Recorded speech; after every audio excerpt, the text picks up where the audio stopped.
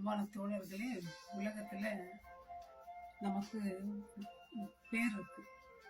ஒருத்தர் கண்டுபிடிக்கணும்னா அவங்க பேர் வச்சுதான் கண்டுபிடிக்கணும். பேர் இல்லாம யாரையும் கண்டுபிடிக்கிறது ரொம்ப கஷ்டம். பேரு அவங்க என்ன பர்சனாலிட்டி எப்படி இருக்காங்களோ, ஒரு பேர் ரோஜான்னா அந்த பேருக்கு தகுந்த மாதிரி அந்த அவங்க குணாதிசயங்கள் இருக்கணும் நம்ம பார்க்கணும். சில பேருக்கு ரோஜான்னு பிடிச்சுன்னு இருப்பாங்க, வாசனையா இருக்கணும், நல்லவங்களா இருக்கணும், பார்த்தா அழகான காரியங்களை செஞ்சுட்டு இருப்பாங்க.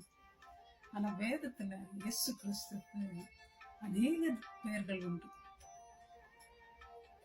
யெகோவா, மேசியா, பாவத்திலிருந்து விடுவிக்கிறவர், ரட்சிக்கிறவர், காப்பாற்றுகிறவர், வரப்போகிற ராஜா, ராஜாதி ராஜா, கர்த்தாதி கர்த்தா, அல்பா ஒமேகா, நிறைய பேர்கள் உண்டு. எல்லோரையும் பார்வோன் கிட்ட இருந்து ஆண்டோட பிள்ளைங்களை மீட்டுட்டு வர்றதுக்கு ஆண்டவர் மோசையை அனுப்புறாரு.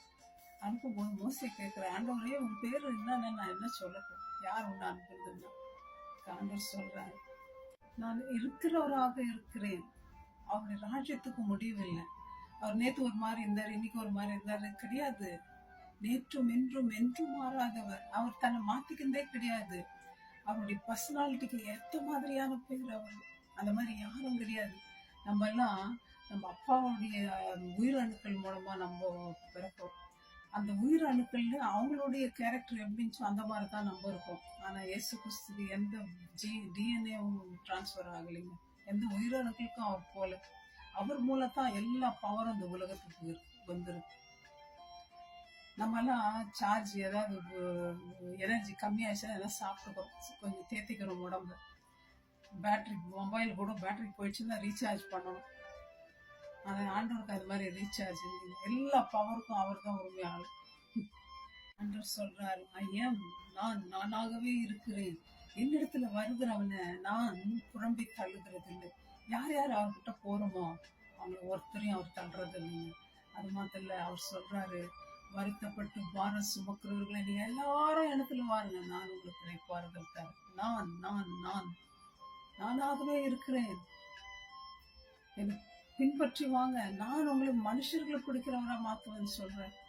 அது மாத்திரமா, நான் உங்களுக்கு ஒரு இடத்த ஆயத்தப்படுத்திட்டு நானே உங்களுக்கு கூட்டிட்டு போறேன்ற, வேற என்னோட தூதர்களை அனுப்புனேன்னு சொல்ல. எப்படியாப்பட்ட இயேசு கிறிஸ்து, அவ்வளோ பவர் வச்சுட்டோம். அவர் நம்ம கூண்டு போறதுக்கு அவர் வர்றது எவ்வளவு பெரிய காரியம் இல்லைங்களா? பிள்ளைங்க பெத்தவங்களை பத்தி கத்துக்குவாங்க. விளையாட்டு வீரர்கள் அது சொல்லி கொடுக்குற அந்த கோச்சை பார்த்து கத்துக்குவாங்க. சண்டை போடும் போது போறவங்க அந்த சோல்ஜர்ஸ் அந்த ஜெனரல் கிட்ட இருந்து கத்துக்குவாங்க. ஆனா நம்ம உருவாக்கின இயேசு கிறிஸ்துவ தான் கத்துக்கணும். அவர் சொல்றாரு, அவரிடத்துல நம்ம போகும்பொழுது நம்ம அவர் கைவிடுறது இல்லைங்க.